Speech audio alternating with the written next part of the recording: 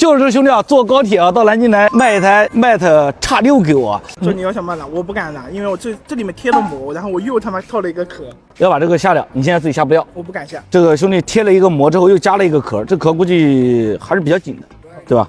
啊，我来帮你接掉。好 ，OK， 接掉。然后要这个，我要这张贴纸。戒指是不是黄金的？对，这是 DR 的。兄弟们看啊，3组金啊，其实现在这个东西贵，知道吧？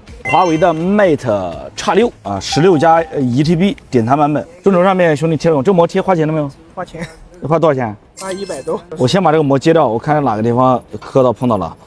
那确实磕了。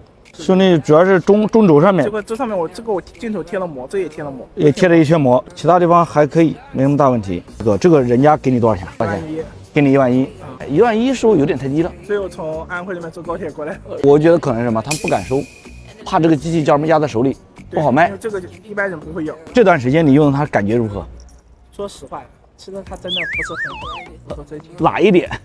电池也不好，而且它的系统接容性其实真的很一般。讲难听，纯为了装逼，真的实用性很低。要装牌面，用它就是拿出去基本上没什么用，除了打金铲铲我会打开，平时很少打开。就说实话，你一天如果能把这个折叠打开5次，我觉得都够本了。